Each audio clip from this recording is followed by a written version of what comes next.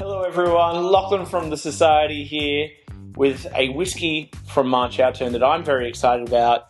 This is RW3.7, so rye whiskey. This is chocolate habanero. Now, there's a reason I'm very excited about this. This is from a New York distillery. It's a rye whiskey. It's been matured in their brand new heavily charred American oak barrels, just like it needs to be for legislation. But then it's had a second maturation for 2 years in a ex-Imperial Stout barrel. Now this Imperial Stout barrel comes from one of my all-time favorite breweries, especially for their Imperial Stouts and their ghost bottles. This is Brooklyn Brewery. This has been matured in a cask that previously held the Brooklyn Brewery Black Ops Imperial Stout, which is a Russian Imperial Stout style. Usually sits at 10%. It's an absolute monster of a beer, and this whiskey has spent 2 years in that barrel. Now, that barrel was also previously an ex-bourbon barrel, more than likely from Four Roses. That is purely conjecture, but it is what it is. That's what they've used previously for all Black Ops Stout, is Four Roses distillery. So let's have a crack at this. We used this for an event in Adelaide for the Memphis Slims launch, and it was incredibly popular there. I had a great time drinking this whiskey.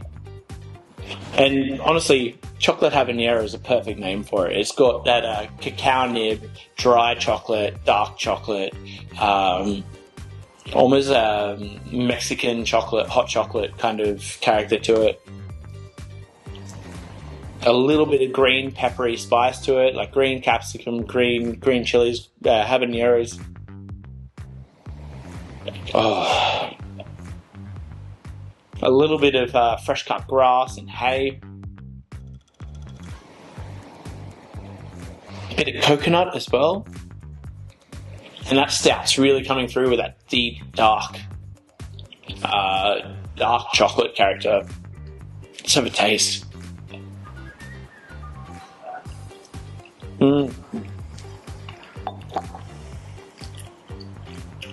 Wow.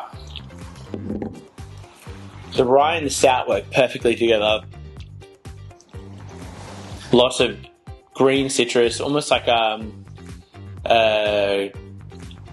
lime or makrut lime, and blood orange, and then this beautiful bitter chocolate that's just coming through from that stout. Really, really roasty, really toasty. Drinks great at 58.2%. A little bit of tart oak coming through, but absolutely following on. Now, there's a lot of regulation around American whiskey, and there's some really interesting stipulations about using a cask that's previously held something else to be a straight rye whiskey. Okay? Now, this one here, being an American rye whiskey, there's no stipulation that it is a straight rye whiskey, so it can be in a first fill stout barrel for a period of time after its maturation, and it's very, very direct, although it would be still classified as a straight rye whiskey. It's a very, very strange stipulation that they have in their regulation around American whiskey. But as long as it tastes good, who cares, right? Well, have a look at this in March Outturn, as well as all the other really fun cask types. We've got some Fino Sherry and a few other fun things. But hopefully, I'll see you all at an event very soon. Get down to your local partner bar as well and see what they've got going on. Hopefully, they'll pick up some of this. Cheers, everyone.